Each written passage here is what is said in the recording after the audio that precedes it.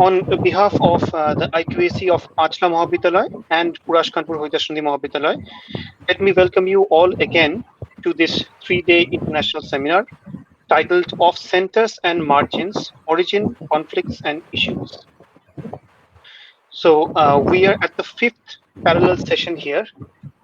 I think you have already noted that. Okay, so we have been having very engrossing sessions from the morning, and definitely we are looking forward to even more attractive presentations from you all. So without further ado, I would request our first speaker who has just arrived, Jasmeen Kaur and Dr. Mukuta Borah. Are you there? Okay, Jasmeen, Yes. Kaur, you're here. Just a minute. Okay, so I would request Jasmeen Kaur and Dr. Mukuta Borah from Sharda University, Greater Noida, to please present your deliberation. Good afternoon to all present here. So I am the student of Mukuta ma'am. She is not present in this seminar because recently she had suffered, she lost her husband. So she is not there. So I am there to present. So allow me to share the screen or start with the Sure. presentation. Please do.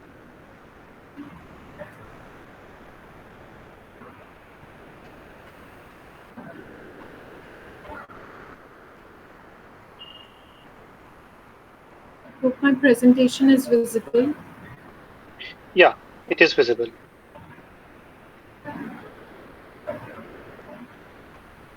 Without wasting time, allow me to move with the presentation, sir. Sure. Okay. So my title for the presentation is The Discourse of Patriarchy and the Women in Colonial Punjab from Ranjit through Ranjit Pawar's Dusk over the Mustard Field. So primary text I have taken for my research is Dusk over the Mustard Field, theoretical work, and the work is approached theoretically through Kamala Basan's Understanding Gender and Edward Said's Orientalism.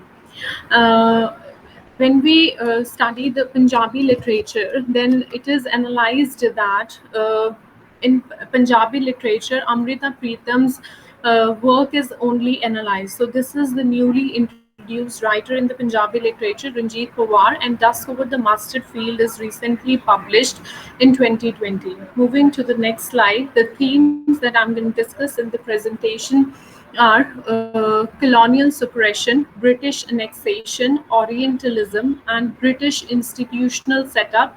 Ranjit Powar has provided us with the representation of the colonial Punjab, where the various of cantonments have been set up in the Punjab for the British power after the annexation of Punjab. Then patriarchy and women's suppression.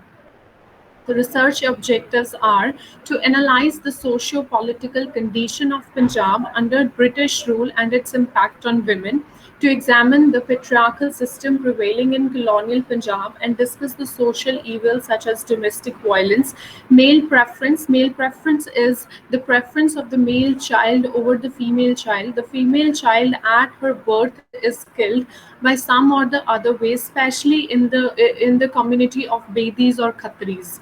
So these are the communities from the Punjab. Gender inequality and double marginalization. The Ranjit Powar has provided us with the character of Nimmo, and she represents the theme of double marginalization, how she faced the patriarchy in the cantonment areas and consistently facing the colonial powers, and there in the cantonment area that is not only served as something that suppress the British Indian officials, but also the Indian women's at the same time. to theorize the imperial powers and hegemony exercised by the British through the establishment of the institution with the claim of development, civilization, and reformation. So, after the annexation, there was a chaos in the Punjab after so many political powers that claimed the throne of Maharaja Ranjit Singh. So the British overpowered the Punjab with the title of development, civilization, and reformation, without forgetting the fact that they conquered was no barren land but the manufacturing nation. To explore the socio-historical status of women in colonial Punjab, to scrutinize the theme of marginalization, abduction, stigmatization, and colonialization. So moving to the next slide, political Miss background. Kaur, Ms. Kaur, Yes, sir. I'm very sorry to interrupt, but I would just like to remind you as well as the others also that due to this time constriction, we have allotted 9 minutes for each participants. But I would like to try to finish it up by 8 minutes, within 8 minutes, so that at the end we can have little time for discussion. Okay, Okay. so just that. Okay, thank you. Okay. Then political background, give me a brief description. So this is Maharaja Ranjit Singh. After the Maharaja Ranjit Singh's leadership, he established, there was no leader that proclaimed the throne of the Maharaja Ranjit Singh.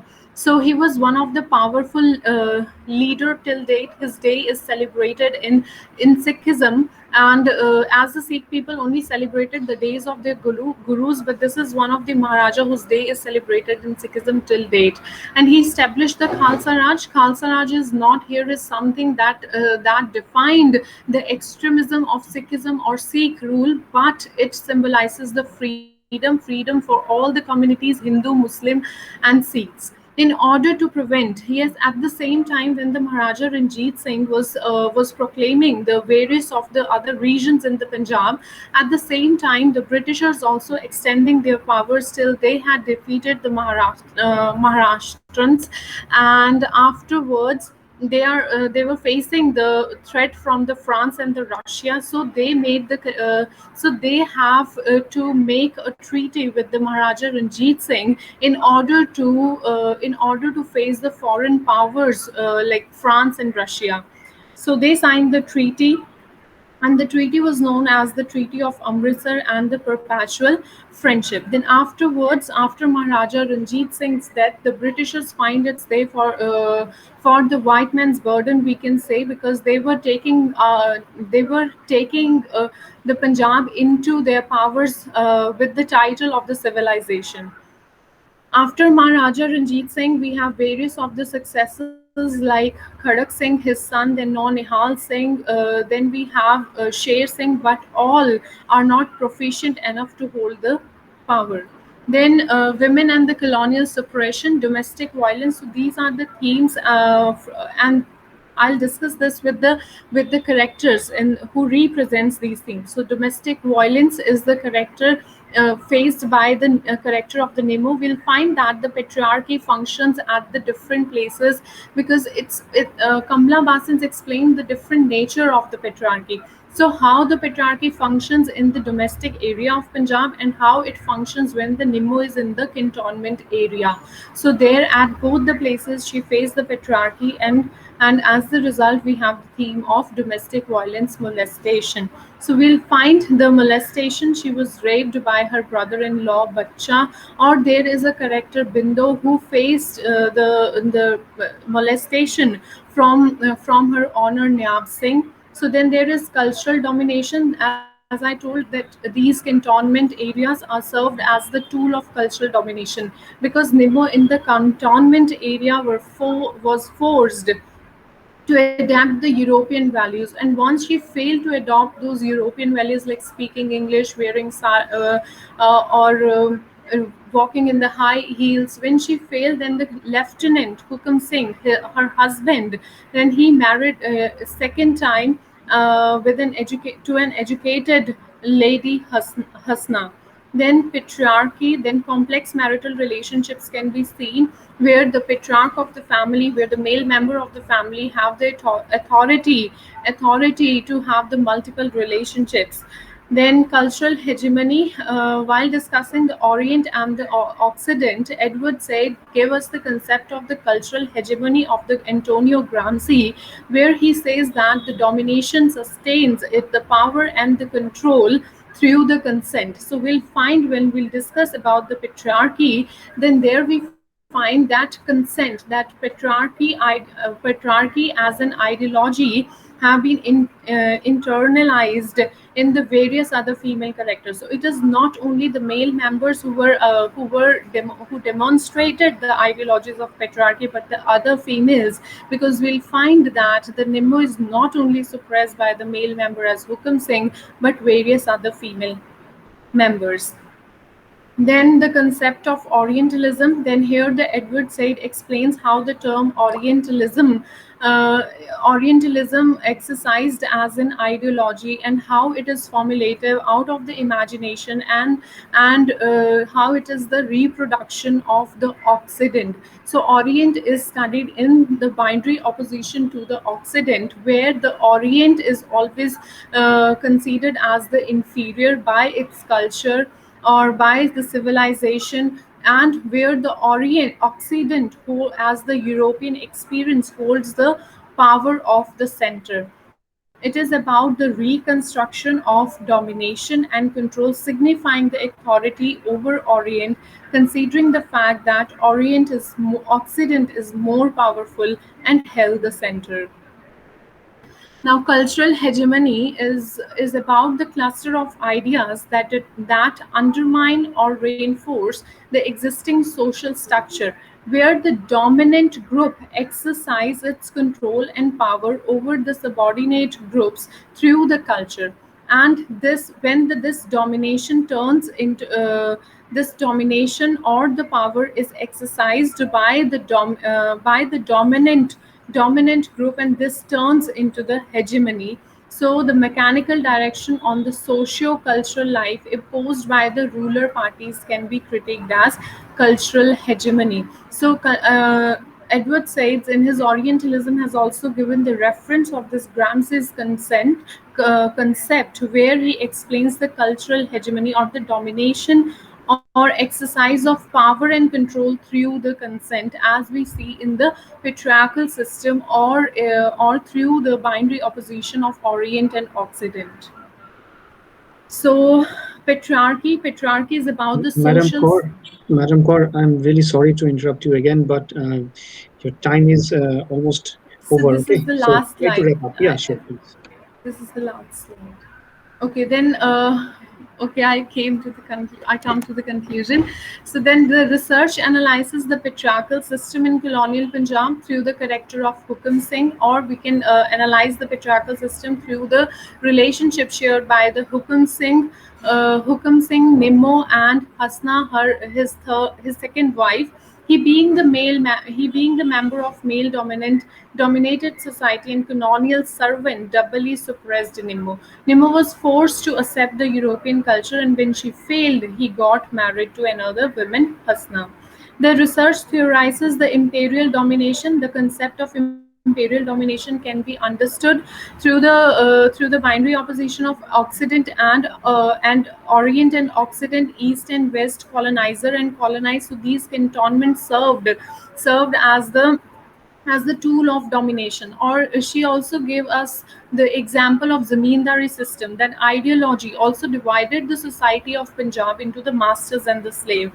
The research strongly repudiates the argument that process of colonialism and the British annexation was initiated for the civilization of Orient, but the fact is completely deteriorated, that the British main focus was the cotton cultivation in the Punjab, and also the Punjab served the various of the civil employment to the various of their officials. The research examines in order to access the power and control through the consent. The education institutions were set up, were established under the title of development. But we'll find that if they are working on the other hand for the education of women, but they were also taking the only Indian women for the brothels they have set up in the cantonment area. There only the Indian women run those brothels, and no Indian men can enter.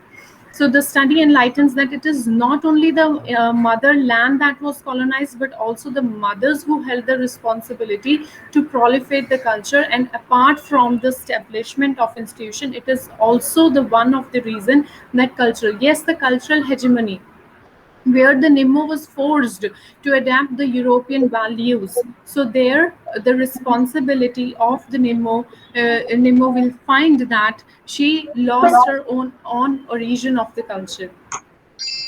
So I welcome the questions. Okay. Thank you, madam, for your very insightful presentation on colonialism in Western India and how the British used our own loopholes, to ensnare our political consciousness. Thank you for that. And now we'll move on to, we'll take the questions later on. Okay. So now we'll move on to the poetry of Carol and Duffy and Kamala Das. And for that, I would like to request, just a minute, Madam Jayalekshmi from Sri Narayana College for Women, Kollam, Kerala, to please present her deliberation. Madam, if you're here. Okay. I think she's not here. So we'll move on to the next paper uh, by Madam Jeevitha.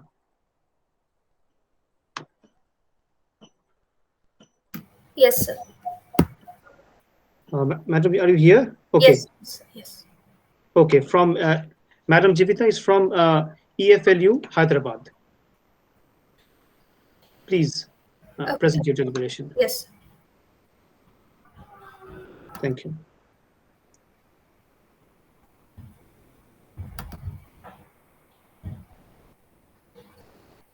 Madam, kindly keep the 8-minute time schedule in mind. Okay. Yes. Yes. Okay. That will be helpful for all of us. Yeah. Okay, sir. Good afternoon, everyone. I'm VP Jeevitha from the English and Foreign Languages University, Hyderabad.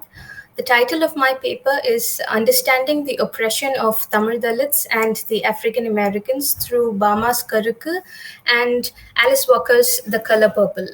In this paper, I'm trying to explore and analyze the socio-cultural differences between the Tamil Dalit community and the African American community. From a broader perspective, it may appear like these groups can be treated as one, as they are both oppressed. In fact, the Dalit rights movements in India during the late 20th century were inspired by the civil rights movement by Blacks in America. But is everything about these communities the same? Can the theories and approaches designed for Black liberation in America be directly applied to the Dalits in India, and more specifically to Tamil Dalits? This paper is an attempt to answer these questions. So the subtopics that I will talk about in this presentation are historical aspects, the selected texts, style of writing, initial reception, religion, societal features, and then finally conclusion. So let me start. I would like to start with the historical aspect. Dalits writing primarily emerged in India when a few scholars belonging to the Dalit community went to study in the USA, began to observe the similarities between the African American community and the Dalit community, and got strongly influenced by the works of some Black activists in America. But even within India, all Dalit communities did not start their movements together at once. Dalit Pantha, a group of Marathi Dalit activists, started in 1972, which was modeled after the Black Panther Party in USA, produced a series of articles and translations of the African American literature in India mainly for the purpose of Dalits readership. Popular autobiographies and autobiographical novels in Marathi were written followed by it. However, Tamil Dalits writing emerged only relatively recently, and it happened along with the political activism, critical and ideological debates triggered by the Dravidian movement in Tamil Nadu. Next, I would like to provide a brief idea of the text that I have selected. The stories of Karukku and the Color Purple are set in the same time period, which is the late 20th century. Karukku, a passionate mix of sociology and history, gives a searing account of the experiences of a Tamil Dalit Christian woman whose life is presented as a process of self-reflection and recovery from social and religious betrayal. It is mainly concerned with the issue of caste oppression within Catholicism and its institutions, thereby focusing chiefly on two aspects of Dalit oppression: religion and caste. The Color Purple records the mental agony and traumatic experiences of a young black girl called Silly, who later witnesses her slow triumph. The novel depicts Silly's growing up and self-realization, her overcoming of abuse and oppression through financial independence. The themes of the novel are part of the African American history. Each phase in Silly's and her sister Nettie's lives symbolize the elements of Black communities' history, which are rape, escape, oppression, awareness, and independence. Now, I would like to comment on the writing style of these works. Karukku articulates difference and displays itself. It displays self-assertion by not only outrightly rejecting the notion of Varna, by refusing to get Sanskritized and refusing to assess Dalit life practices based on the Brahminical Hindu values, but also by using a Dalit style of Tamil which doesn't care for aesthetics or decorum of the received upper class, upper caste, urban and educated Tamil. The book is written in a specific Southern Tamil dialect. Bama intentionally breaks the rules of spelling and grammar throughout the novel, omits words and joins them differently, thereby proposing a new type of written Tamil that is integral to her politics. Alice Walker makes the use of Black English in the Color Purple novel, thereby breaking the rules of standard American English. She also uses the lexicon of Black English. The tone of Silly's initial letters resembles that of a naive child. Her language is that of a less educated and a witty person. She is poor in spelling and grammar. She also has a strong Southern American vernacular style. Moving on to the initial reception of these works, the Tamil publishing industry initially found Karukku's language completely unacceptable, as a consequence of which Bama had to publish it privately in 1992.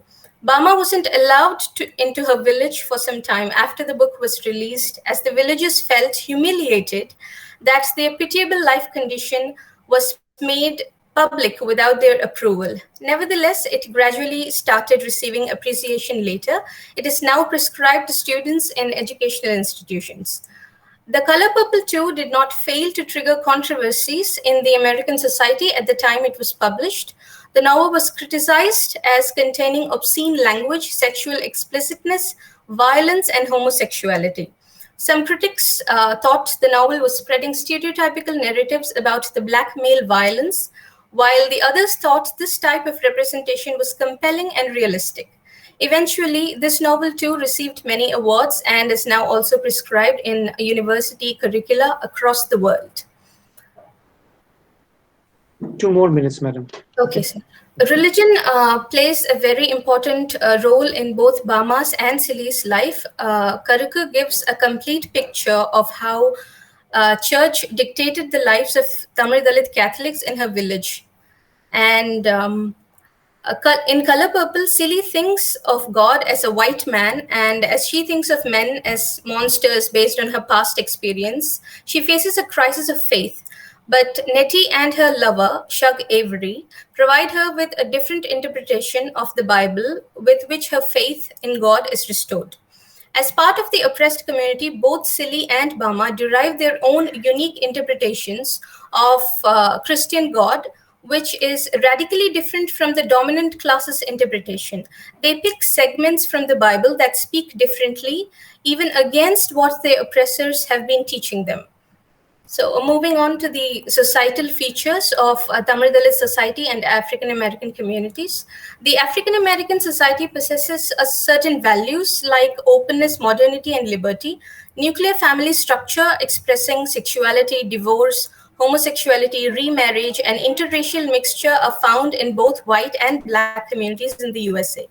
Pregnancies before marriage and children born out of wedlock are considered normal. There is almost no stigma attached to such women or children in their society. Unlike this, the Tamil society is very conservative and culturally orthodox. Also, the caste system is different from the racial system.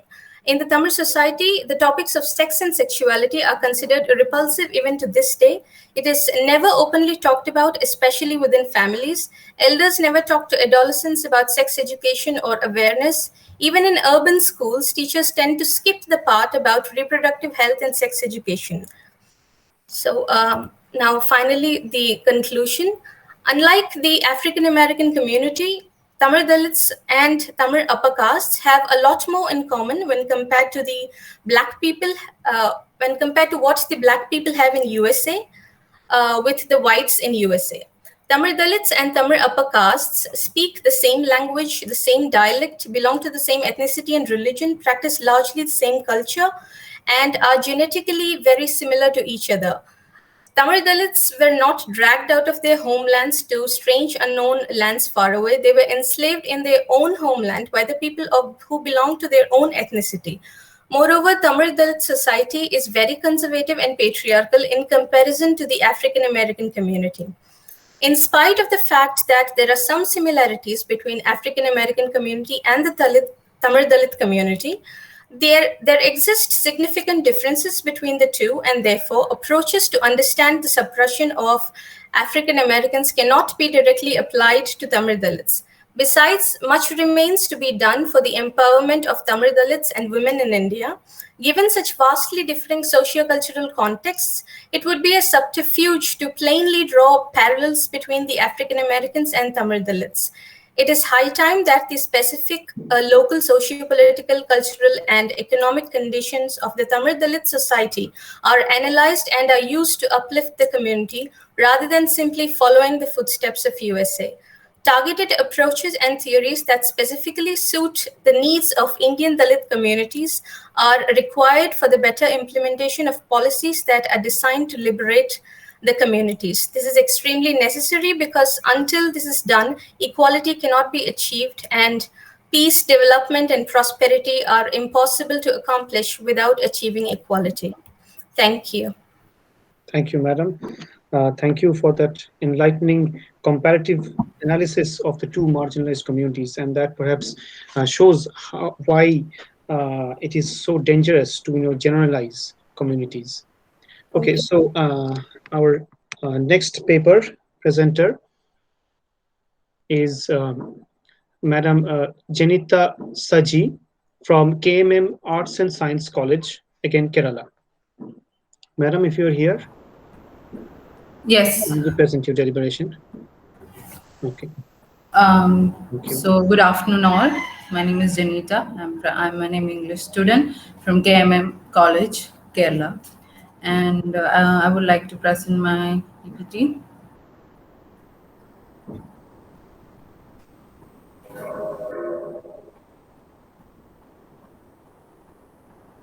Is it visible? Yeah, it's visible. Thank you. Okay. Yeah, it's visible. So my topic is on a study of female characters now and then in Malayalam cinema. So I will be covering the topics of cinema. I'll be covering the topics of cinema and society, and female characters of the Malayalam. I'll be covering. Sorry. Can you listen to me? Yeah. Yeah, it's okay. Okay. Perfect. I have some disturbance here. That's why. That's okay. So I'll be saying upon cinema and society, and about Malayalam films and Malayalam female characters of Malayalam cinema in 19th and early 2000s, and again about the female characters nowadays into after the late 2000s. So let's talk about cinema and society. Cinema, the art of technique of making motion picture. Cinema is one of the most influential media period. We can find cinema all over us and around our lifestyles. It has a wide range of appreciation in between all age groups. It has the ability beyond entertainment. Both informative and toxic ideas of the movie can affect the society very much. We know how much people are interested in acting or like being just pretending to be the characters of a film. People are always connected with characters which stand close to the thought process of the society. Cinema has always been the reflection of society, or at least that was thought to be like. Cinema is always a reflection of the society. It's said to be like because people always love to see what their thought process are is happening in a wide range medium, and cinema always tried to used to prove that in a back long time. Malayalam cinema, I'm talking about Malayalam cinema. Malayalam cinema was a regional cinema. Due to COVID pandemic conditions, the OTT platforms has reached the market of Malayalam cinema from regional to pan-Indian cinema, cutting the cultures because of its strong topics and strong, new, fresh ideas and contents. Malayalam cinema is said to be the industry which creates realistic cinemas just alike of Bengali cinema. Comparing to other regional cinemas, Malayalam cinema always had been storylines, acting, and new, fresh contents. So I'll be starting with female characters of Malayalam cinema. Then the time will be speaking about early 90s to the early 2000s. Malayalam cinema has its own fair share of old and cringy evoking stereotypical movie scenes. Female characters in cinema always had stereotype features which was sprouted in the male perspective. It is always said that cinema is always used to be a male perspective visual treat. A female characters always used to be get stereotyped in Malayalam cinema, and these were the kind of characters they were only used to play. Loving or caring, forgiving, sacrificing perfect mothers and ideal wives. If it was lovers, the lovers with very low self-esteem and self-respect, ideal beauties, and the puppets in the hands of the male protagonist. Other female characters who all comes under the film, who all comes in the film will be always under the wings of the male characters in the cinema. Most of the female characters such like this are not given brains by the writers of their to think that on their own or to have their own identity or opinion on their own in any of these films. There were also used to be stereotypes of body shaming and of color racism in Malayalam cinema. That's a whole new other topic. So this kind of women are sadly said to be what the people like to see as the ideal women of our society, and that is what our films always used to provide at back time. The writers are also about female characters which are out of stereotypic streams, just to bully by the main male protagonist. It's like that a female character who has a strong opinion and identity of her own is said to be always arrogant, and these kind of characters are also treated by the male characters in a very poor manner. This type of scenes always used to evoke massive adrenaline rush in male audience who subconsciously or consciously enjoyed teasing and bullying a woman who because she had made her own identity and opinion. The arrogant female character whom the hero has teach a lesson to make her to a bad, good lady, which is said to be as the brainless one, as we said above. Either the good lady or the bad lady. These were the characters played by the female actresses at that time. There were also few exceptions at that time. Amongst almost all Padmarajan cinema, he was a great director. And better female characters, good and strong female characters were only countable in the only countable female strong characters were only found Padmarajan films. And he once told that his movies will not be celebrated by that generation, and he said that his movies will be celebrated by the upcoming or the new generation, and that was very true because when we look back to the films now, he had a way ahead of he was a film director and writer who was way ahead of his time. And now talking about the new Malayalam cinema. The female roles in Malayalam cinema has drastically changed in late 2000s. Strong female characters were new in cinema. This was the time when the views of society started changing, or we can even say that the cinema started changing the societal views. The big break of the strong woman character was through the Ashik Abu film called 22 Female Cotton. This movie was a big shock to the patriarchal and stereotypical societal views. This movie is based on a nurse who gets attacked by her lover and how she takes revenge on it. Usually, these kind of characters are always said to be or break down as arrogant and arrogant people in the society in the past times. But this movie was really a breaker to the society. 22 Female Cotton was really much acknowledged by all pan India. Since the movie got released, like 22 Female Cotton, a lot of female characters started emerging with a strong characters in their movies, and which literally changed the face of Malayalam cinema. Movies having bolder approaches with female became commercial successes, and lady superstar titles were enrolled.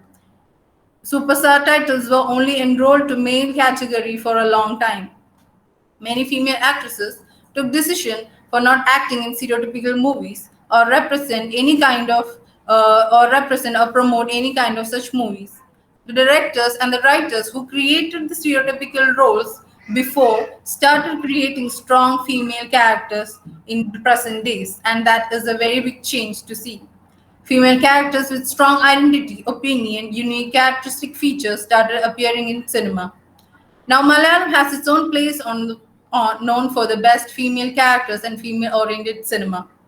Movies such as Great Indian Kitchen, which had a very pan-Indian and cross-cutting all the cultures, showed how a housewife is going through all her life. How Old Are You was another breakthrough. Uyere, a film based on an acid attack victim, who before the movie Chapak released, Uyere came in, and it was a very big thing for Malayalam industry to do, or all over India. Takeoff was the movie based on the nurses who are getting stuck in Ikrit during the Iraq War. And a very few examples of such movies. These are very few examples of such movies that are watched and discussed pan India. But we have in our regional Malayalam film, we have a lot of other movies that are to be that should be coming up to the pan Indian level. These movies are only few of them, which were the eye openers in the society. The movie still have a long way to go in exploring the characters and breaking through the stereotypes. And for the conclusion, I would like to say there's a long way for movies to go to and break stereotypical standards of cinema which had been created through a long time.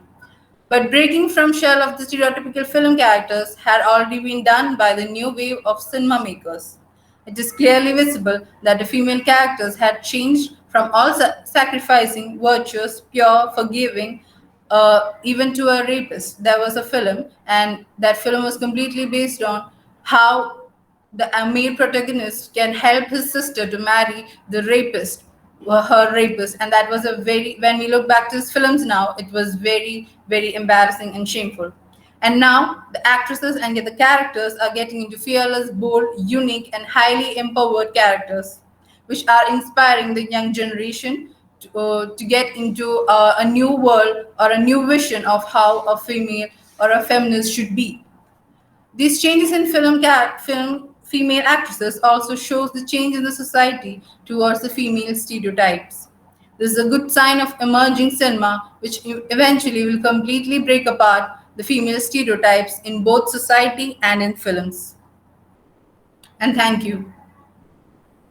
Well, thank you, madam. Thank you for your critical perspective on Malayalam cinema and the portrayal of female characters and its evolution. Well, our next paper presenter is Jeshiba J from Madras Christian College. I would request Jeshiba madam to kindly present her deliberation.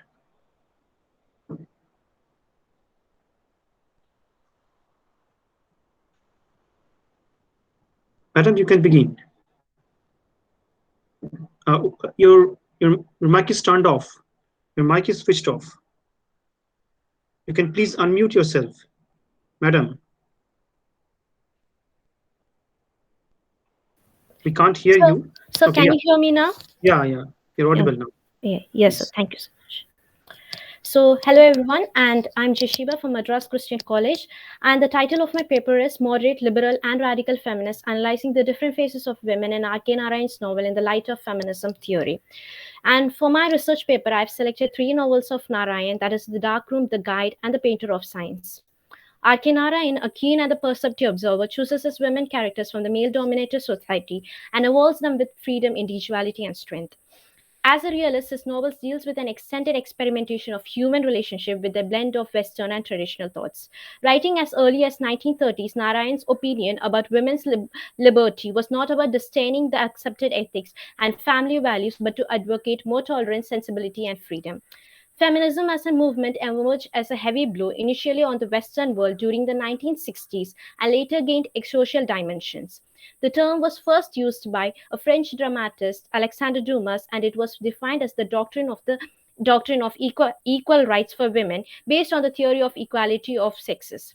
According to historian Linda Jordan, feminism is an analysis of women's subordination for the purpose of figuring out how to change it. In the 19th century, the seeds for women's liberation were sowed in the works of Simone de Beauvoir's The Second Sex, 1949, Kate Millet's Sexual Politics, 1920, and Betty Friedan's The Feminine Mystic in 1963, which reveals the female self, as they saw literary texts as models and agents of power. When we look at the Indian scenario, women's movement can be seen in two distinct eras, the pre independence era and the post independence era. It also has three different phases, that is, the first phase from 1814 to 1915, second phase 1915 to 1947, third phase 1947 till the present date.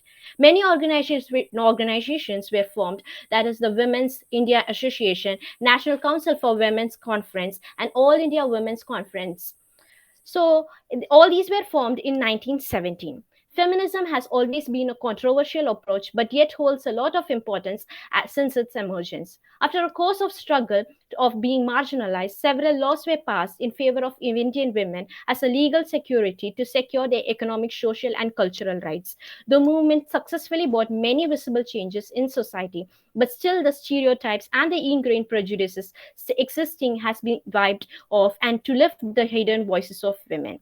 Of all the novels of R.K. Narayan, The Dark Room, The Guide, and The Painter of Science stand uniquely as a distinct trilogy closely picturizing the journey of women from submissiveness to autonomy.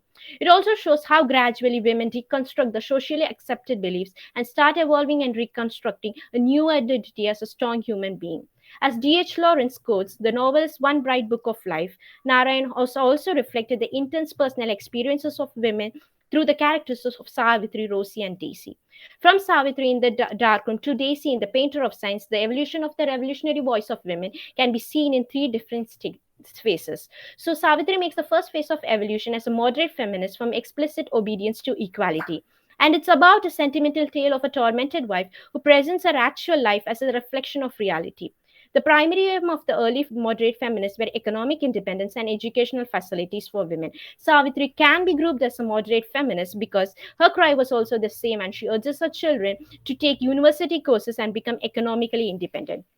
Rosie from the Guide can be seen as a blooming liberal feminist who signifies the second phase of evolution of a woman's growth from illiterate to enlightenment. She stands as a partially independent woman, fluctuating between two men of her life with traditional customs and Western ideas. She is an liberal feminist because she considers discrimination against women as unfair and believes that each individual should own their bodies and associate skills and abilities. Finally, I've grouped Daisy as a radical feminist from a family planner to a decision maker. She liberates herself from a bondage of marriage, which stands as a hindrance to her mission. She was just like a women's lib enthusiast who felt all attachment is slavery and each one's priority must be him or her. Narayan's novels also reveals patriarchally ingrained husbands like Ramini, traditionally bound wife like Savitri, partially independent, fluctuating women like Rosie, and successfully independent women like Daisy. All these women are still existing in the contemporary society. Similar to the experiences of R.K. Narayan's women, the contemporary society is also facing women's violence against women at a high rate. This was proved by a report by Hindustan Times, which calculated the women's empowerment index for every state under the title Women Empowerment and Gender-Based Violence. Analysis proved that the 10 worst performing states lie in the Strait Belt, cutting the north and the central India, starting from Rajasthan in the west and extending to Assam in the east. The NCRB Crime Statistics 2016 reports also prove that 92% of women has faced some sexual violence. These statistic reports prove that violence against women is not eradicated completely, and the sufferings of R.K. Narayan's women characters and their phases of evolution are evidently seen in the contemporary society, which makes the study interesting research through the lens of feminism theory. And most importantly, the study reveals that a lot of responsibility is extended and expected from the society to provide a safe place for Indian women. Thank you. Well, thank you, Jeshiba Madam, for your delightful presentation of R.K. Narayan's female characters and locating them within the post-colonial and the feminist discourses. Well, our next presenter is Professor Joydeep Bhattacharyya from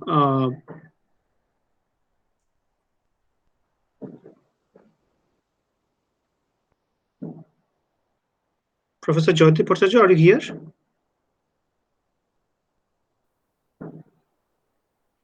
Professor Joydeep Bhattacharyya, if you can hear me.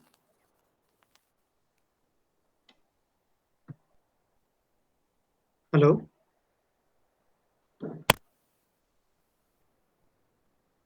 Professor Bhattacharyya?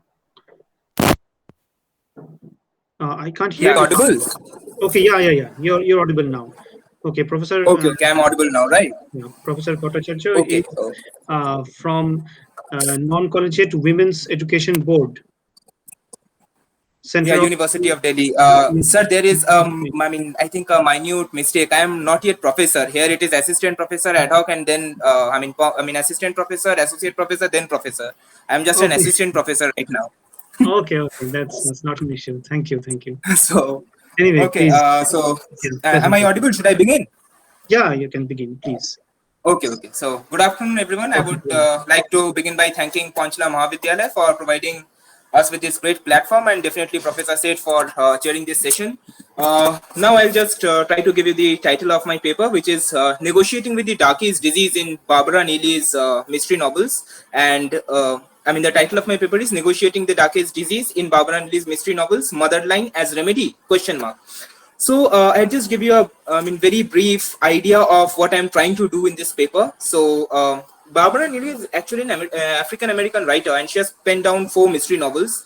Blanche on the Lamb, published in 1992, Blanche Among the Talented 10th, 94, Blanche Cleans Up, 1998, and Blanche Passes Go, that was published in 2000.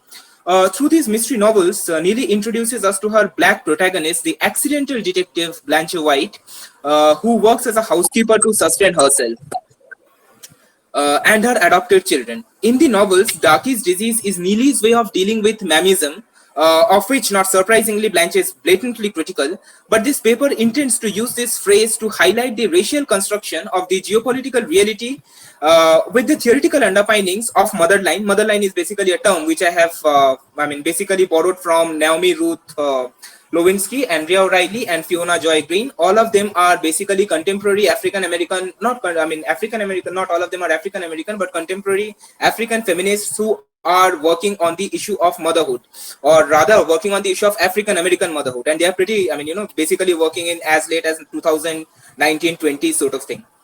So, anyway. Based on their understanding of motherline, this paper examined that if cultural motherline is the appropriate response of the so-called, gendered and racial discrimination that is something pertinent to the African-American mothers or the African-American women per se. So I just give you a, short literary survey that exists. The detail is there in the paper, but I really don't have that time to, go into the detailed part. So the initial inquiry says that there are lots of genealogical surveys. I mean, if you go into this issue of African American motherhood as taken up by contemporary feminists, I'm not talking about Belloc's and all. It's like Elizabeth Billou, Elizabeth Blakeslee, Carl Rollison, Mildred Mickle, Nancy Tolson. So all of them have basically attempted to place within the genealogical structure of motherhood as arising from the slavery tradition of America, or rather, going back to Jim Crow's era. And otherwise, there are writers, or rather there are academic papers published by Nicole Deque, Dale K. English, and all of them have some of the other aspect as being experimented, or rather as being questioned in this text. So as far as these 4 novels are concerned, I have just tried to, compartmentalize them. And the first section is basically the segregated and the stratified geopolitical space. So, what happens is that if you look at the basic structure of the novels, now, how do you justify or how do you portray the so-called stratification or so-called segregation of the African American community? It's a simple way that you pithily put them against the white Americans. And it is exactly, how Barbara Neely also, portrays. So there is a constant tussle between the whites and the black faction. One powerful, that is the white, which is who is laced with economic prosperity, state-backed institutions, vested interests and powers, while the black is basically reeking under economic depravity, despondency, and are often subjected to state-backed racial brutality and injustice. So if you look at the close structure of the society, there is basically 3 levels, or 3 tiers that, this is my understanding. So the top level consists of the white faction, which is not unsurprising in any kind of African American or any kind of American fiction. This is the normative, which defines the dictums of desirability and acceptability. On the second tier lies the skin tone obsessed African American community, who are trying to rather mimic the white faction. And on the lowest tier, that is on the third tier, basically remains the African American community, who is mostly engaged in menial and underpaid jobs, trying hard to maintain their flesh and soul together. Our protagonist Blanche belongs to this third part, or rather this third category. Right. Now, the occupants of this second tier, that is the, wealthy African American community, they are trying hard to mimic the white faction, that is the topmost tier. And this phenomena is neither accepted nor encouraged by the whites, expected. But more importantly, they define the desirability and the normativity of the African American community in its soul. So the third tier, that is basically the lowest rungs of the African American community, the lowest rung of the society. In this society where our protagonist Blanche is located, and this society or this tier bears the maximum brunt of this arrangement, of the so-called socio-economic political arrangement. Now they attempt to imitate the second tier. And as the text portrays, there is an increasing nihilistic attitude towards one's cultural material, or towards one's, historical materialism, cultural materialism. And it gradually leads to a situation of whatever you call as either mass hysteria, or what we call as, or rather we can say mass exclusion. You really don't try, or really don't feel comfortable within the within your own cultural dictums or whatever you inherit. And in this utter frustration, there is a quote I would like to make. Throughout this paper, there are a few quotes, kindly bear with me. And Blanche blatantly says, everybody in this country got color on the brain, white folks trying to brown themselves up and looking down on everything that ain't white at the same time, black folks putting each other down for being too black, brown folks trying to make sure nobody mistakes them for black, yellow folks trying to convince themselves that they are white. So basically, you see, nobody is really comfortable in their own skin color, and that is what leads to this mass exclusion or mass hysteria of Blanche's society. The state in itself is highly biased, with not even a single black member in it. Their biasness is reflected in the way it treats the black faction. They miserably fail to ensure justice to the suffering faction of the African American community, as portrayed when a white female, Mabel, is murdered and there are speculations of rape. Now, then the white population blames the instinctual animalistic sexual desire of the blacks, while the African American community blames the white males for being too powerful over the other gender. That is basically controlling the white women, or rather controlling women in general. Right. Now, in this section only, there is one more thing that ought to be taken care of. That is the economic prosperity and the opportunities of work and related aspects. So work opportunities and remuneration are definitely not equal. The white faction is comfortably settled. They have their own plantations and all. And except for just a few sheriffs who form the police force, there is nobody really working, or they are not engaged in day-to-day jobs. On the other hand, the colored population, that is the African American population, they avoid engaging in any state-backed work environment because they know they shall not get any job there. And Blanche's prospective boyfriend Thelvin once reveals that there is a growing competition for better work opportunity, and this takes an ugly form of racial discrimination, and the white people often perceive the colored or the African American population as unnecessary burden on the job market, and they rather tag them as incompetent and incompatible for jobs like Amtrak conductors. So Amtrak is American track, or in America, I think most of the part of their railways anyway privatized. So their conductors are basically those who check traveling tickets, whatever we call in India TTE. So this is reflected in African American community members as well, as most of them are employees as either gardeners or janitors or cleaning lady, salon owner, masseuse, domestic helpers and all. Now, the second part, or the second section of this paper basically is titled Colorism and Making of the African American Youth. Now, colorism as a term is basically borrowed from Alice Walker and In Search of Our Mother's Garden. And she defines, and there is a short quote I would just like to say, that colorism is basically the prejudicial or preferential treatment of same race people based solely on their color. So, Alice Walker is a pretty well-known author. So, the situational reality of Blanche's... sorry, sir? 2 more minutes, okay? Okay. So, reiterates with definition. So, basically, what I'm trying to say is that economic stability, this gains prominence, and in the wake of double complexity, the poor African American, women experience. So, double complexity is not something that, is something that you already know. Now, coming to the main question, that is the mother line, or is the concept of mother line the solution? Now, it is like that despite the inherent position of being, or coming from a victimized community, the novel actively engages with 3 generations of female. First, the grandmother, the mother, and the children. So the eldest, or the grandmother's generation, are basically the one who, through their cultural repositories, have somehow or the other tried to sustain the African American identity per se, or they are the one who have somehow or the other maintained the historical aspect of a community. Then comes a working mother, or Blanche, that's the second generation women, who are just trying really hard to be accepted in American society, first of all, and second thing is just to ensure some job, some kind of work environment, or some kind of job prospect where they can feed their family.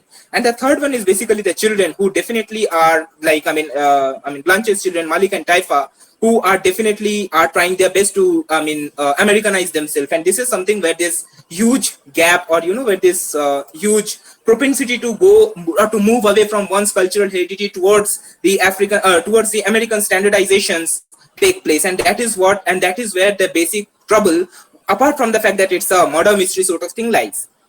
Now, now there is basically this closed network which is formed, and this is how, I would rather say, in short, basically the concept of mother line is basically expounded by 3 theorists. One is Naomi Ruth Lewinsky, another one is Andrea O'Reilly, and the third one is Fiona Joy Green. And all of them basically say, or rather note, that women are basically the life vessel, and they know that men on the other hand are connected to the women, and therefore even men are part of this mother line. They have tried to define father line as well, but father line really doesn't encompass women, but mother line encompass men in the on the other hand. So basically, mother line is basically the depository of collective wisdom and knowledge of our ancestors that they have gathered through the struggles of their time and their lived experience. So, whereas a male-centric ancestral lineage is mostly concerned with, and I quote, appropriation, legitimacy, and inheritance, motherline includes or involves an inclusive cyclic view of life, finding meaning in infinite patterns and repeats and loop through each other. So a minute study of the text revealed that it is the mother line which somehow or the other comes to the forefront, and culturally, be it the children, be it the women per se, all of them are somehow or the other sustained through this definition of mother line. And this is my last point. With this, I just come to an end or finish my presentation. That is, there is a specific essay called African American Women's Writing, and Gina Wesker points out that African American women writers, specifically in the genre of detective fiction, have concentrated on the issue of race, color, root, motherhood, relationships, identity, women's roles, representations, community, supernatural, spiritual, recuperation, XYZ. Now, in context of Barbara Neely's Blanche White series, her description fits perfectly, and it becomes imperative to ponder if the notion of the motherline can not only act as a remedy to the above-mentioned factors, but also strengthen the notion of unity and peace, leading to a classless, raceless, and genderless future, propounding a prosperous world. With this, I finish my paper. Thank you. Yeah, thank you. Thank you, Mr. Bhattacharyya, for your very lively talk and your comprehensive and thorough investigation into the geopolitical space and the insidious effects of colorism. And of course, for that, bringing up that interesting topic of motherline, which I would like to know more, but we have to move on.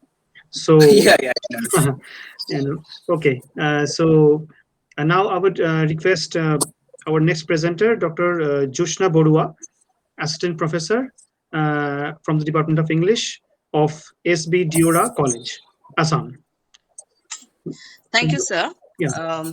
I am Joshna Borah from SB Deora College, Department of English. So, a very good evening to everybody. Good evening to you, sir, and my fellow paper presenters. Title of my paper today is Female Journalist on Screen, a gendered reading, page 3, and No One Killed Jessica. So I would like to open my discussion, my presentation, with a statement by Arnold Bennett. He says, "Is there any sexual reason why a woman should be a less accomplished journalist than a man? I can find none." So by making this statement, Bennett straight away seems to be saying that there's not much of a difference between male and female journalists in terms of their capabilities, in terms of their skills, or in terms of their talent. But the sad part is that the journalistic abilities of women reporters, they are seldom acknowledged. And the popularly held notion is that women are too dim-witted for the intellectual demands, the intellectual rigors of journalism. And the reasons behind these prevalent notions is has to be traced in the societal perceptions of women. It's not a matter of biology. It's not a matter of genes that have kept women on the fringes of a journalistic practice. It is rather the societal notions of what constitutes masculinity, what constitutes femininity, that have sort of obstructed the advancement of women in journalistic spaces. So masculinity is associated with the traits of competitiveness, competence, rationality, problem solving, aggression.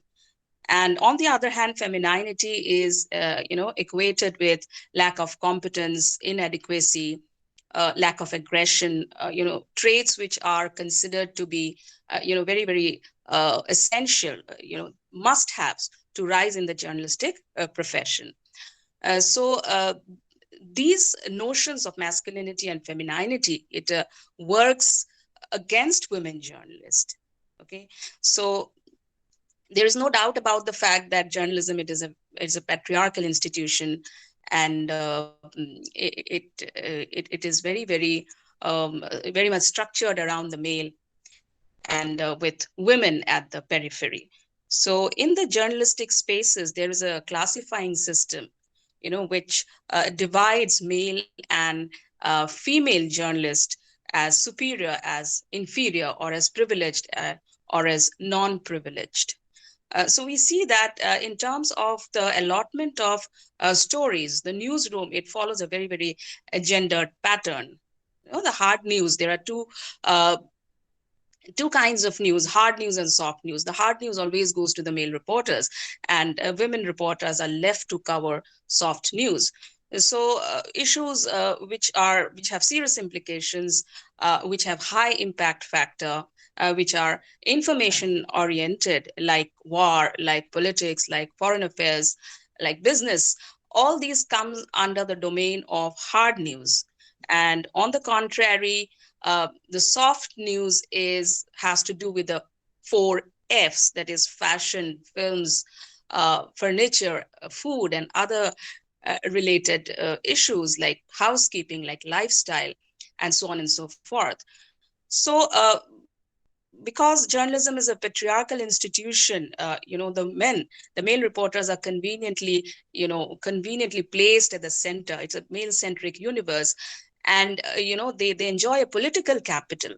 And on the basis of this political capital, they enjoy a cultural advantage. They have the freedom to choose the kind of stories they want to track. And therefore, the desirable assignments always go to them, while women are sort of left with the crumbs. So what I'm trying to explore in the paper is, do we see this trend also being translated on screen? So I'm trying to do this with the help of two movies. That is, one is Page 3, and the other one is No One Killed Jessica. So Page 3 is a very well-known movie. It went on to win many national awards. And it is a movie directed by Madhur Bhandarkar. And the thematic premise of this movie is, of course, the media culture, the celebrity culture. But behind this apparent thematic, concern, there is also a parallel focus on the marginalization of women reporters in newsroom spaces. Now, the reporter in question in this particular movie is Madhavi Sharma, and the role is played by a versatile actress, Konkana Sen Sharma. And we see that how is she introduced into the narrative? She's introduced as a soft news reporter. Now, how do we understand that she's a soft news reporter? The director uses many semiotic registers to establish her identity as a soft news reporter. The different kinds of stories that she covers, attending socialite gatherings, or taking celebrity interviews, covering fashion. So on the surface level, these are just stories. These are news stories at the denotative level. But at the connotative level, these are stories which are trivial, which are lightweight, and which sort of identify her as a soft news reporter. Now, what comes to our mind is, director Madhur Bhandarkar, why did he specifically have a female character in mind, a female protagonist in mind, while depicting the image of a soft news reporter? Why could he not thought of a male reporter? Okay, in the official setup, of course, male reporters doing soft stories are rare, but then there are many other real life reporters working independently as soft news reporters. So of course, he could have opted for male actors also, but that thought never came to his mind. Because culturally, we have been programmed to think that women is designed to cover these particular areas, and men are designed for the harder stuff.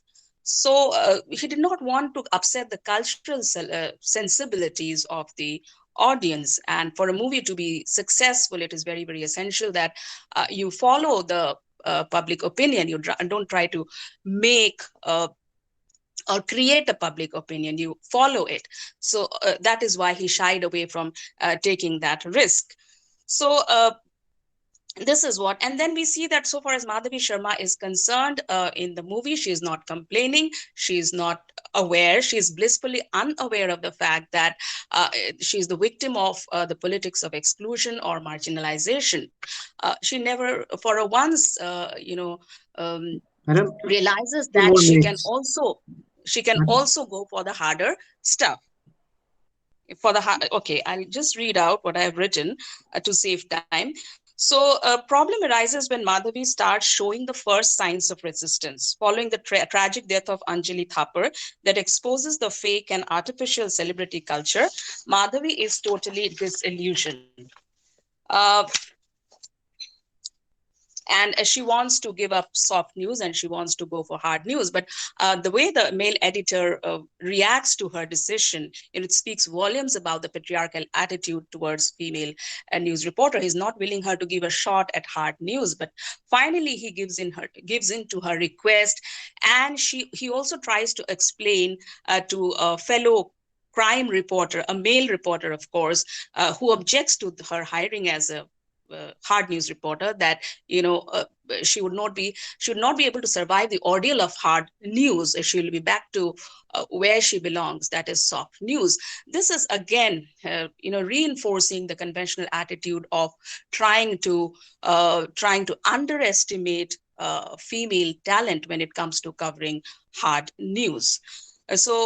But then the narrative again offers her certain scope in proving her hard news credentials, because there's a particular story she covers on child sexual abuse, and she executes it with a lot of professionalism.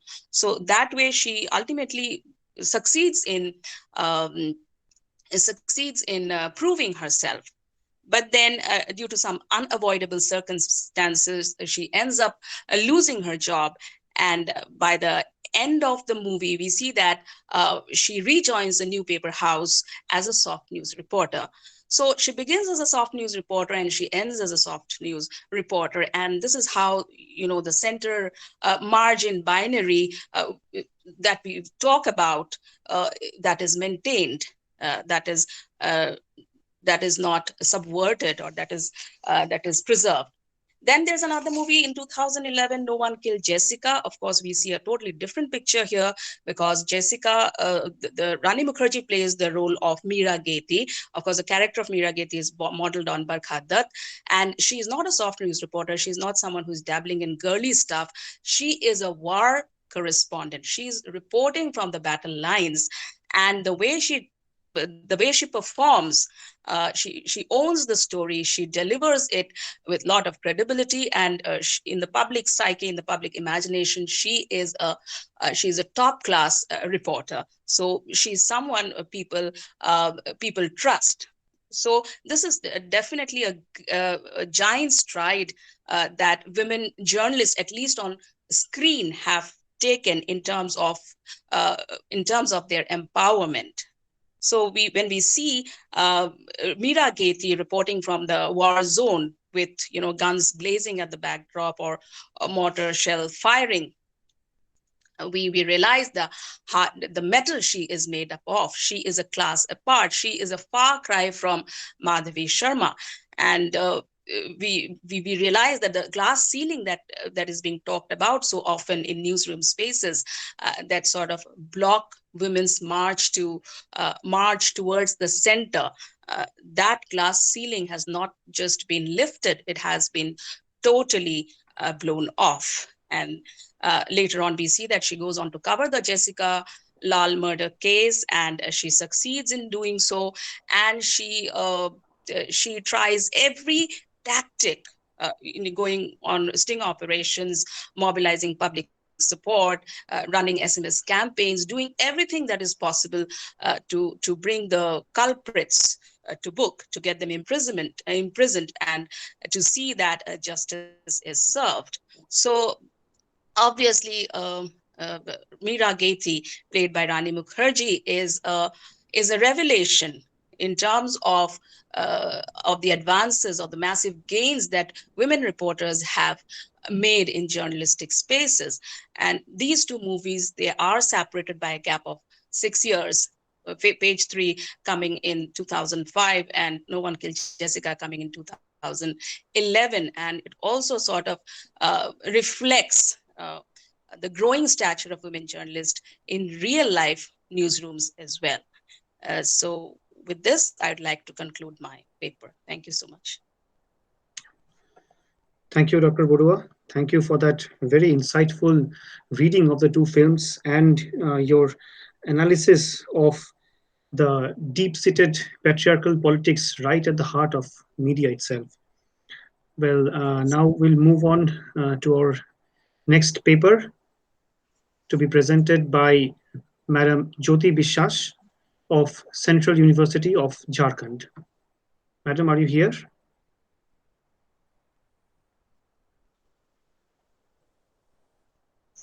Am I audible? Am I audible? Okay, yeah. Okay, thank you. I'm Jyoti Biswas from PG Sure. Scholar, Department of English. Sorry, yes. That's my mistake on my part. No problem. It happens. I'm really sorry. The title of my paper The title of the paper is Marginalization of Ghosts, an Ambedkarite critique of caste system in Bangla movie Bhuter Bhovishyat. First, I will give a brief storyline of the movie, and then I pick up one important scene from this movie that is actually the focus of my study.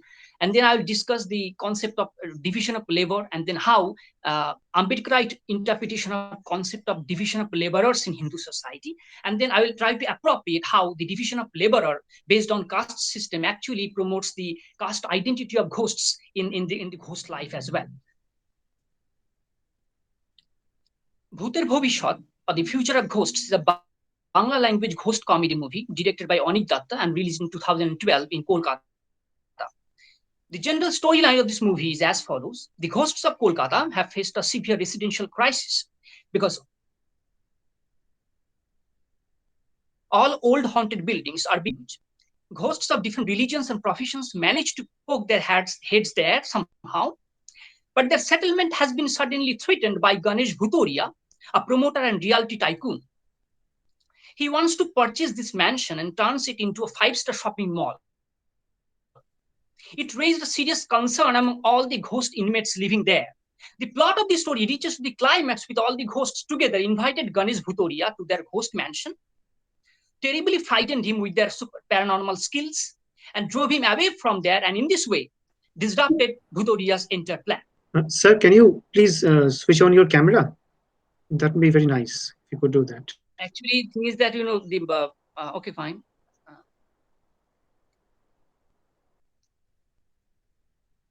Okay, so. Yeah, perfect. Thank you. Yeah, thank you. So, among the castes, there is one Atmaram Paswan. And before his death in a brutal road accident, this Atmaram Paswan used to live a learning by being rickshaw puller. And being a ghost, Atmaram is shown continuing his same profession.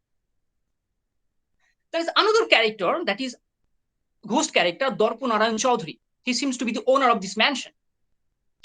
And Narayan Chaudhary, before his death, was a zamindar. And what the cinema shows us is that after his death, Narayan retains the same social status of being zamindar. Now, my paper actually focused on one important scene, and I want to describe this scene.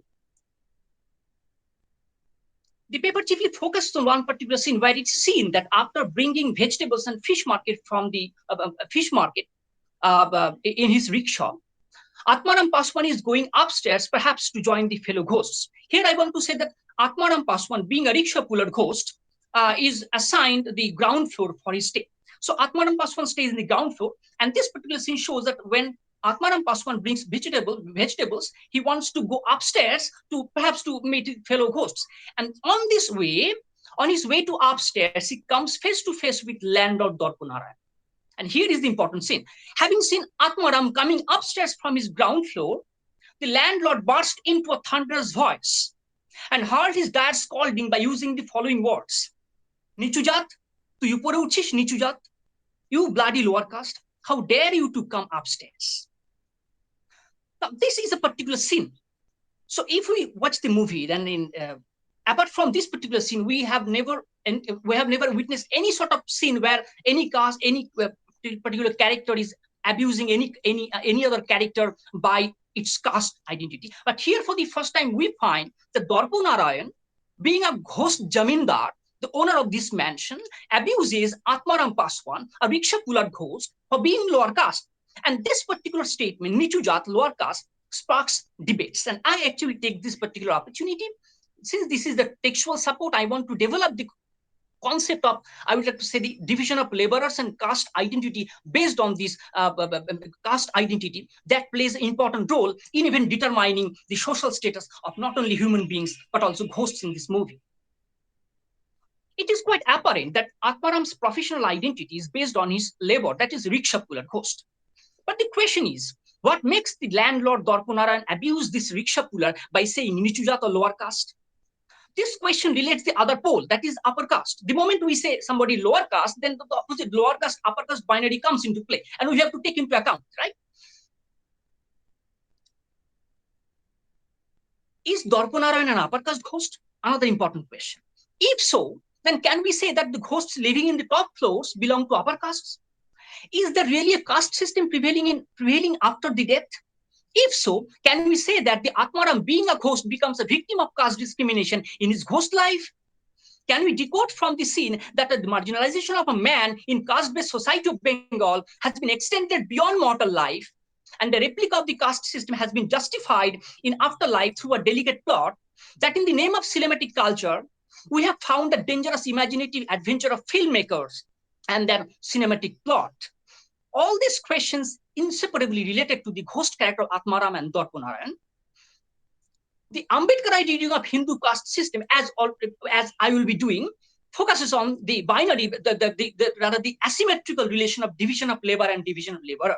Here I want to focus on the preliminary concept of division of labor. What do we mean by division of labor?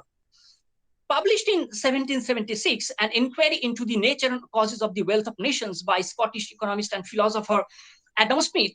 Adam Smith, for the first time, theorizes the concept of division of labor, and he shows in industrial society how division of labor is actually the propelling factor of development. More than that, he makes a statement that he actually deals with the two characters. One is philosopher, other is the street porter, and he says that the mental and physical potentialities of a philosopher and street porter are not destined to be so, because both the philosopher and the street porter must have a commonality, that right from their birth till the mature age, they actually go through certain sets of familial, cultural, or social structures, and this actually determines which part of our faculty will be used in a better way.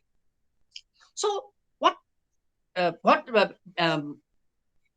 Smith says is that although division of labor is quite productive, but it doesn't mean that if somebody is a rickshaw puller, he is destined to be a rickshaw puller. He has a capacity to become a philosopher as well.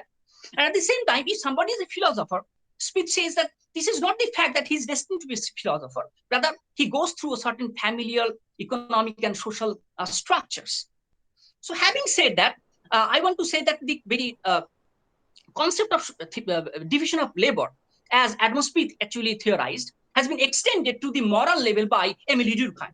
Emily Durkheim, in his The Division of Labor in Society, published in 1893, actually focuses on the moral aspects of division of labors and identity of the different professionals. Emily Durkheim, what does? Emily Durkheim actually studies the major... 2 more minutes, okay? Okay.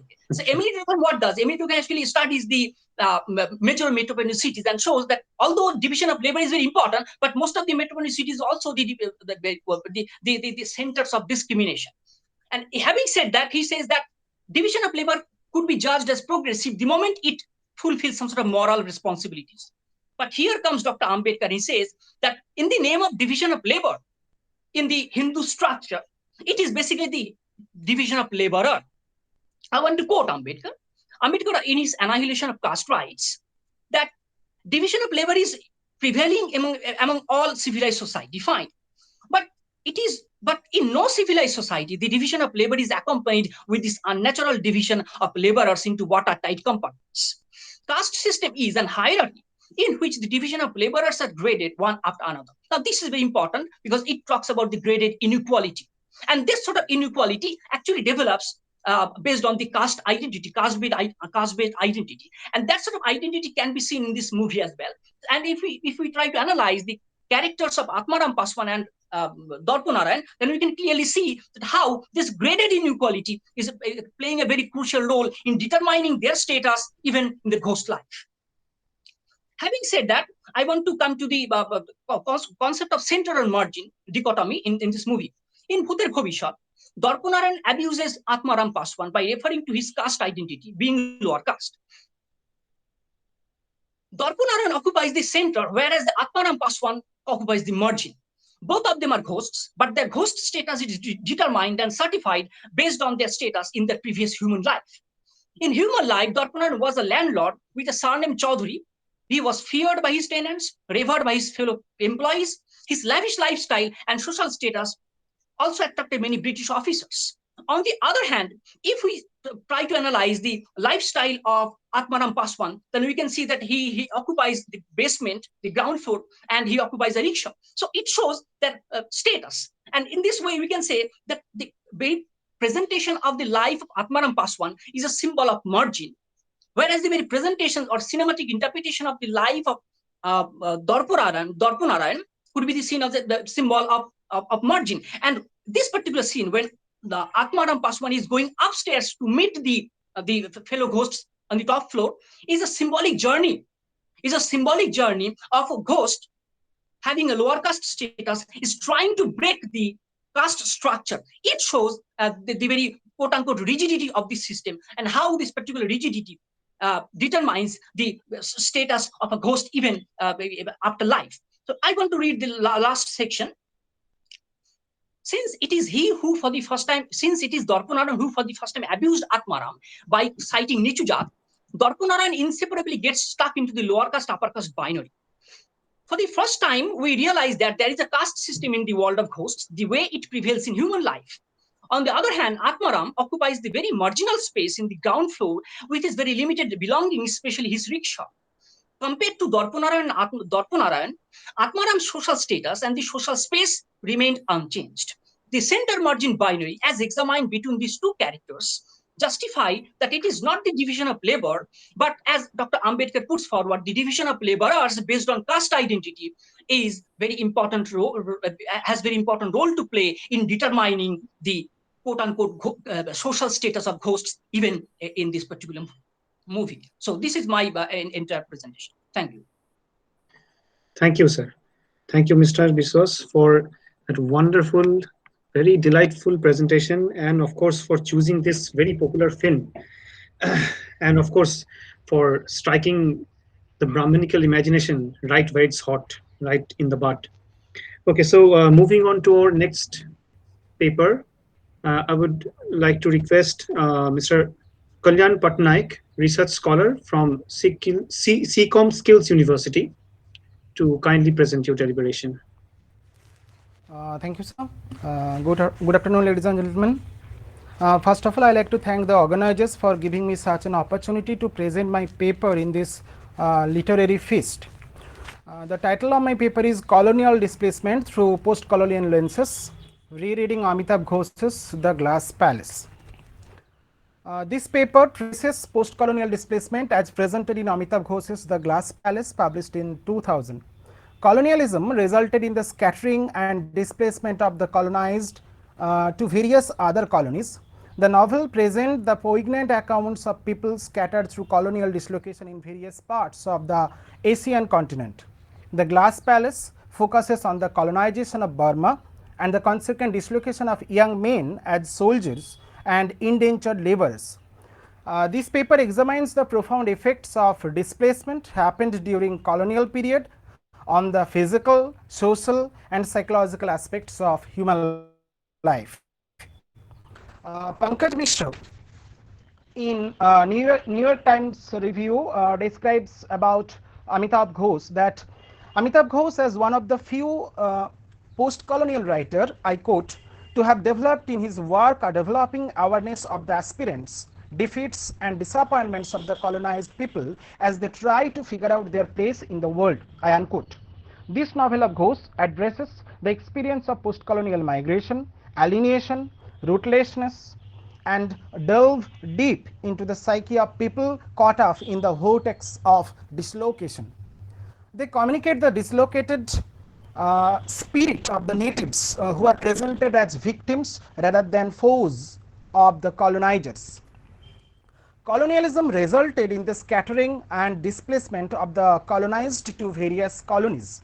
In this context, I like to quote from The Empire Writes Back, Theory and Practice in Post-Colonial Literature by Ashcroft and others. I quote, "The most extreme consequences of imperial dominance can be seen in the radical displacement of people through slavery, indenture and settlement," I unquote.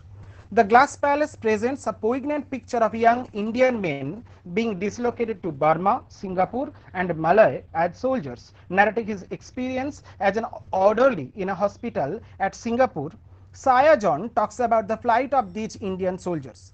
They were mainly peasants from the small villages from India and others, fighting wars for their English masters. He could still remember the smell of gangrenous bandages on the amputated limbs, the night screams of 20-year-old boys. For a few coins, not much more than a dockyard coolie, they allowed their masters to use them as they wished.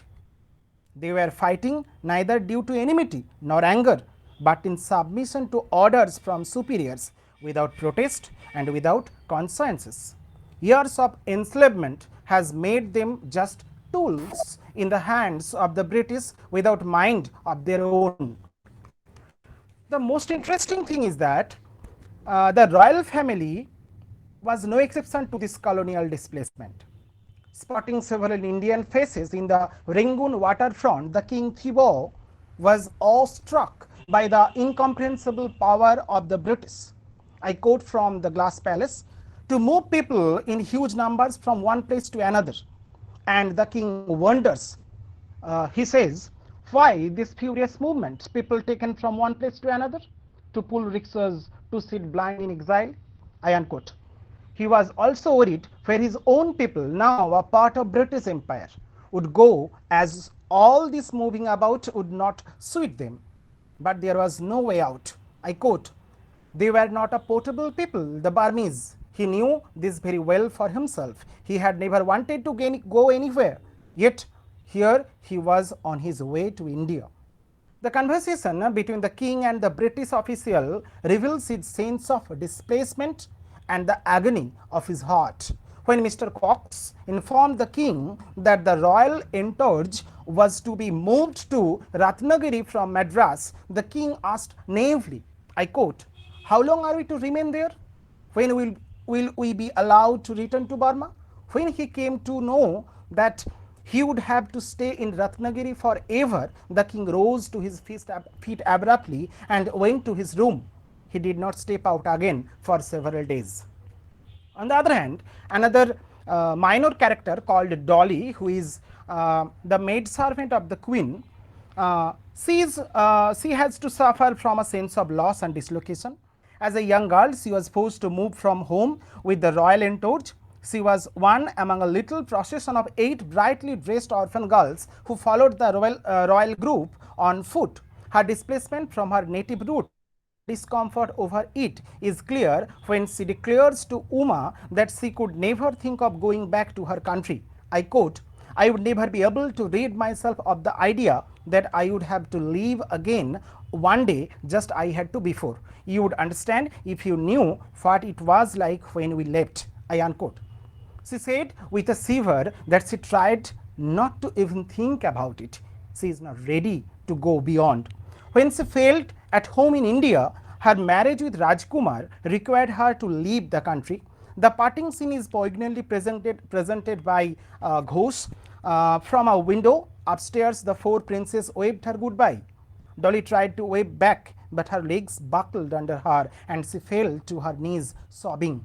When they were trotting past the police barracks, she waved back to the constables' wives and children who had come out to send her off, weeping the trees fiercely from her eyes. I quote, this was home, this narrow lane with its mossy walls of lacerate. She knew she would never see it again. After setting up a family in Burma, she compels to leave the country during the Second World War with Neil's baby wrapped in a shawl. She comes back to India with her husband as a refugee. Finally, she ends up in a Burmese monastery. Here I like to quote from Simone Weil from the book The Need of Roots. To be rooted is the most important and least recognized need of human soul. The same sense of loss and displacement and dislocation and hegemony and trauma of migration is expressed in the following words of Rajkumar when he was forced to leave Burma after the Japanese air raid. I quote, yes, but it's hard, Dolly, it's hard to think of leaving. Burma has given me everything I have. The boys have grown up here. They have never known any other home. Despite everything that's happened recently, I don't think I could ever love another place in the same way. I unquote. Sir, you have 2 more minutes, okay? Okay, so Edward said in his reflection on exile and other literary and cultural essays, narrated, I quote, "Our age with its modern warfare, imperialism and the quasi-theological ambition of totalitarian rulers is indeed the age of the refugees, the displaced person, mass migration." Simonwell distinguished the displaced groups into several categories, into 4 categories in fact. Number 1, exiles, next refugees, empatrites and emigres. Again I like to quote from Edward Seth, "Exile is the unhealable rift forced between a human being and a native place, between the self and its true home. Its essential sadness can never be surmounted." In 1857, after the suppression of the mutiny, the British exiled the deposed Mughal Emperor Bahadur Shah Zafar to Rangoon, where he lived in a small house, old and blind.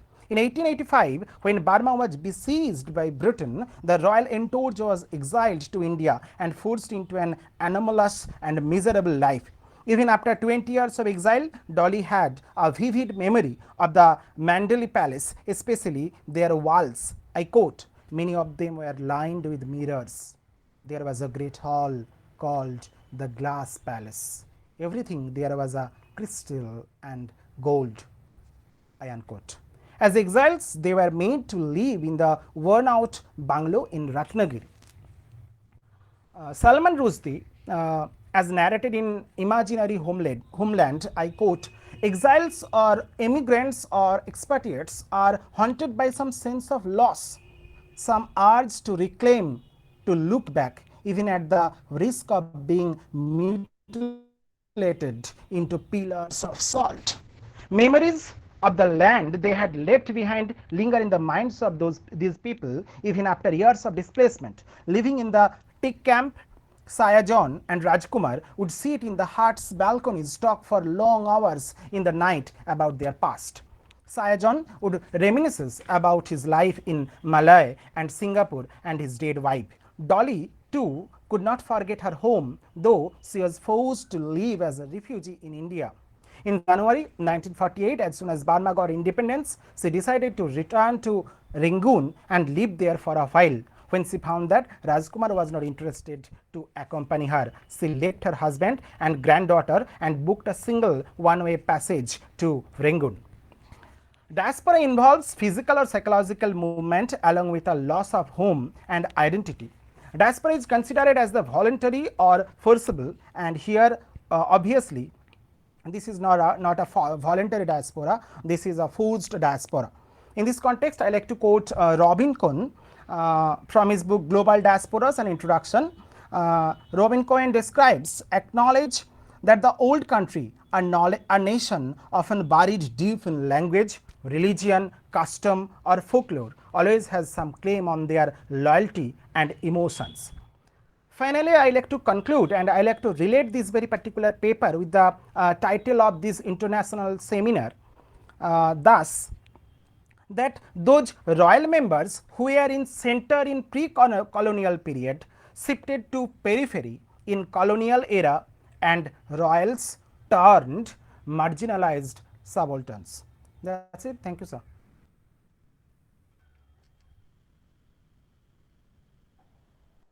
Thank you, Mr. Patnaik.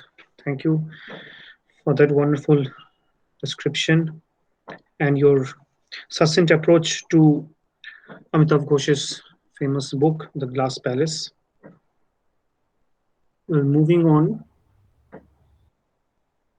Now I would like to request Dr. A. Karthika Unnithan, guest lecturer in the Department of English at Sri Vivekananda College, Kerala, to kindly come up with her deliberation. Is she here? Yes, I am here. Yeah, okay. Thank you. So, good evening, everyone. Yeah, Yes, sir. keep the time limit in your mind, okay? Okay, sure, sir. Thank you. Thank you. Good evening, everyone. First of all, I would like to thank the conference organizing committee to give me such an wonderful opportunity to present my paper. And I would also especially like to thank Professor Debanjan Seth, our chair in this particular session. I would also like to have a special thanks to him. Now, moving on to my presentation.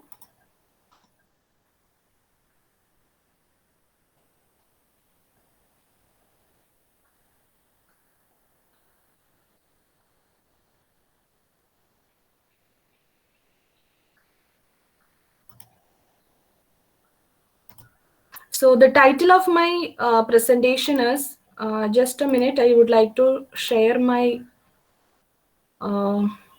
screen.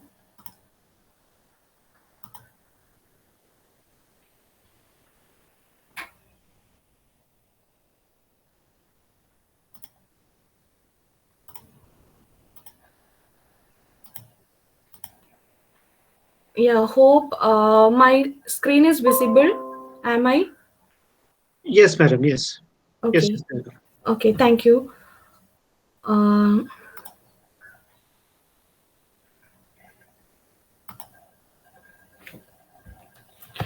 Yeah, so the title of my presentation is Straightening Through the Curly Hairs, Objectifying Mandatory Mythos in Imma Dabiri's Don't Touch My Hair and Twisted the Tangled History of Black Hair Culture. So the first focus is on body politics and post-colonialism. In the first part of the book, that is Don't Touch My Hair, Imma Dabiri herself has said that, has revealed a powerful truth that it is a much long process, or it is a time-consuming process to do the Afro hair or African hair. So hair as a space in which fault lines between an imposed European system and black bodies' resistance to that system are exposed and played out in her works. Our very bodies are positioned as seemingly at odds with the British values imposed by colonialism. As such, they are subject to regulatory procedures. Prior to the introduction of artificial wands and the requirement to pay crippling colonial taxes, African people had a lot more time to style their hair, an aspect of self-care that seemingly infuriated the British. So I have quoted some lines from her book itself. Which says, the ideal husbands put their wives upon braiding and fetishing out their woolly hair, keeping them every day for many hours together at it. So it means that African hair or African women, for that matter, took a long time to put up their hair. Now, next slide is about the native thought. So in the changing colonial landscape, that is after, during the Madam, post, yes? Madam, your slides are not changing here, at least not to me. It's still fixed on the cover page of your presentation. Okay. Okay, sir. Okay, sir. So, what about now, sir? It's still the same, but I think you should go on. Okay. Okay, We can okay, listen to sir. you. Yeah, it's just changed. Yeah. Okay, okay, okay, sir. Okay, Yeah, sir. it just changed. Okay. Okay. കുഴപ്പമില്ലമ്മ. Then moving on to the native thought. So during the post-colonial times, the hairdressing was a trade that women on the move could practice in any new town. But this informal economy often represented a departure from the past. That is, in the past, there were no professional hairdressers like those who practice in the African cities of today. Among those who follow the old traditions, a person's choice of a coiffure or a coiffeuse, that means a hairstylist, is dictated by a friendship or family relationship, since giving someone the responsibility for your hair is an act of trust, especially in African countries. The fear that some of your clippings might fall into the hands of a person who wished you evil and could use it to do you harm justifies the greatest possible care in selecting the person who will do your hair. So African people were very much fearful about picking on a hairstylist because they believed that hairstylist could do them some harm. If they get some of your hair strands. Now, some hair myths regarding African people. Hair has power in many different ways. To this day, in African and Afro-diasporic cultures, people remain hesitant about their hair falling into a stranger's hands. If somebody had access to your hair from a comb, for instance, they could do witchcraft or obeah. Obeah is an African word for witchcraft on you. These ideas have their antecedents in earlier African cultures whereby a person's hair was considered so potent that possession of it could confer certain power over the said person. Among the Yorubas, that is an ethnic tribe in Nigeria. So among the Yoruba, these included the idea that a hairdresser must not eat while working on a client because they believed that the client will get dandruff. So the hairstylist was not supposed to eat or consume something while they were doing their hair because they believed that it causes some kind of dandruff on their hair. Now, moving on to the African hair versus Caucasian hair. Caucasian hair means the European hair. So in the 1960s, the photographer and great chronicler of traditional Nigerian styles, J.D. Okai Ojikir, lamented that by the 20th century, many traditional hairstyles were being replaced by wigs emulating European hair. So African people actually, they were very much afraid about maintaining their own natural hair, and they believed that by imitating European people only they can live in their own country as well as in other Western country, because it was a matter of accepting them with their natural hair. Now, hair as a racial icon, hair was an object of ridicule, especially African hair was an object of ridicule to other people, so they longed for straight hair like Europeans. Now, a headline from a 1990 edition of Afro Hair and Beauty is like that, to quote, "Who lets you down? You or your hair," unquote. So this was a tagline in one of the magazines. So this explains that one's identity is based not only on their body appearances, but the hair also matters. Now, stigmatization of Afro hair. Straight hair is associated with confidence and self-esteem. That is, European hair was considered with a great kind of confidence and self-esteem. Because of poor nutrition and damaging hairdressing methods, a lot of black women in the early 1900s had broken and damaged hair.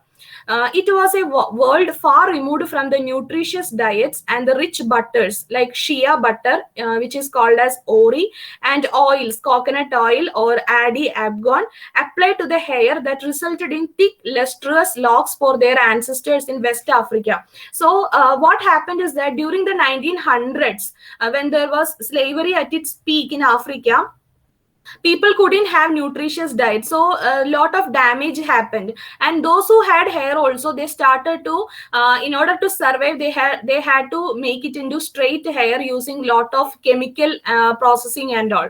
So their ancestors who regularly used shea butters and coconut oils and such kind of things, they had this thick lustrous hair in West Africa, whereas the present generation couldn't have such kind of practices. Now, hair politics. Now, tightly coiled African hair remains stigmatized, and visual representations of black culture is appropriated to demonized and inferior. Afro hair was, and in many places still, is stigmatized to the point of taboo.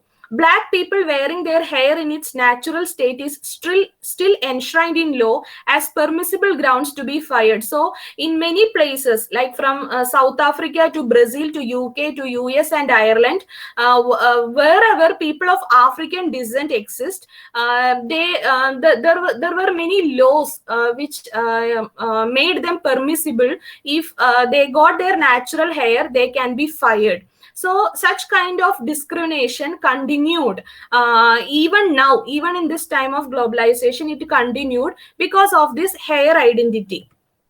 Now, regional variations also existed. For example, in ancient times and all, in Oyo Kingdom, they have their heads shaved every 5th day, leaving a circular patch on the crown that was worn long, braided and dyed with indigo. So these were the hair practices that were, these were the hair customs that were practiced in ancient Africa. And in Yoruba, men's hair in relation to the spiritual world. So they considered a head as a place where some spiritual significance is there. hair. Now, in the east of the continent also, there were many African tribes like Maasai men who had long hair, intricately styled, and women had to shave their heads. So, among Maasai tribe, there was also a gendered difference between people to maintain their hair. When men can have their hair as such, women had to shave it. Okay, then in among Moran tribe, their extremely long hair had to be styled by a Moran during the sessions, and these took around 15 to 20 hours. Okay, so these are. You have to wrap up now. Okay. Okay, 2 more sir. minutes. Okay, yeah.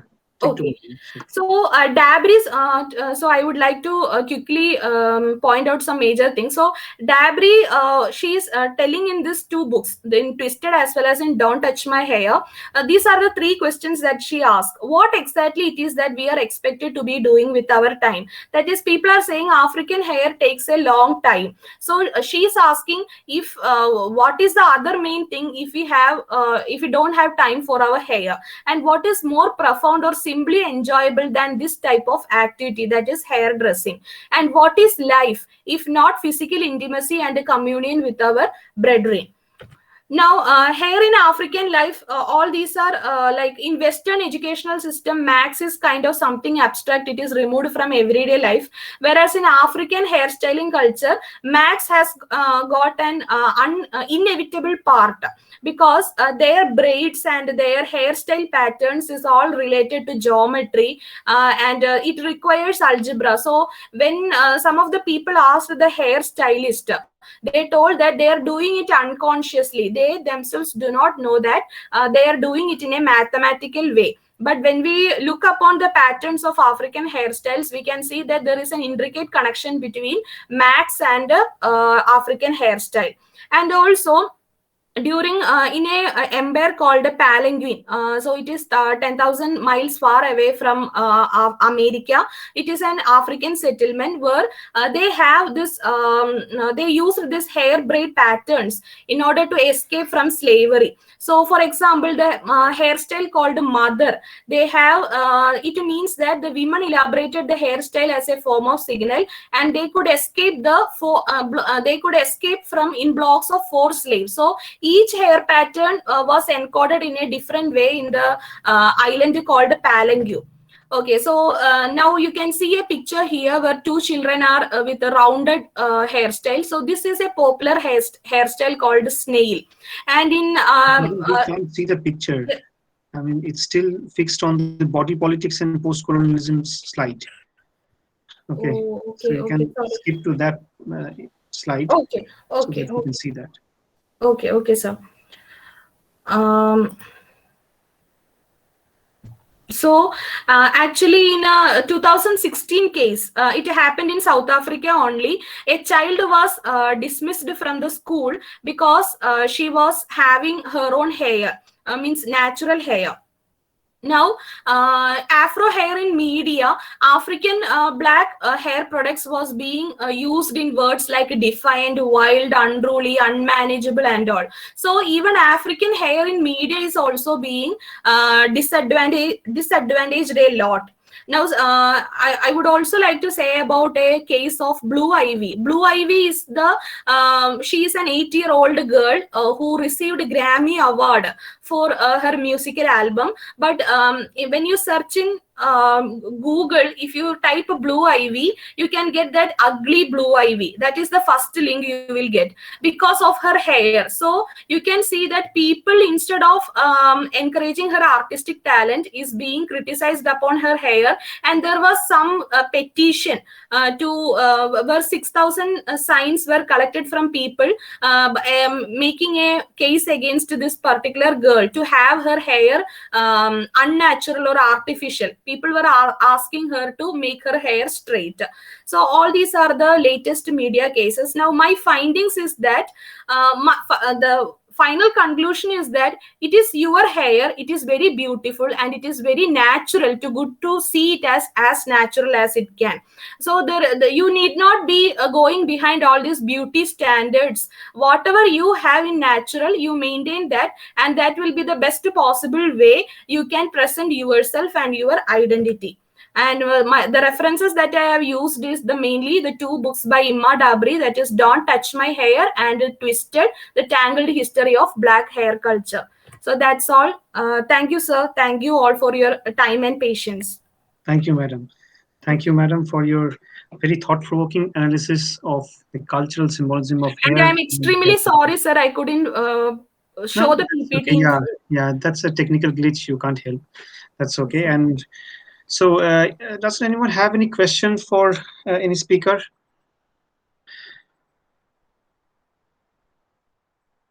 Okay, so I think it's time to wrap up. And thank you all once again for your uh, effort and for your very nice presentations. And let me apologize for interrupting you all the time, every one of you, because of this paucity of time. I think you would really understand this situation. So if anyone doesn't have any question, or if anyone is yet to present his or her paper, then he or she can please come up, or if it's not, then we can call it a day. Okay. So thank you all once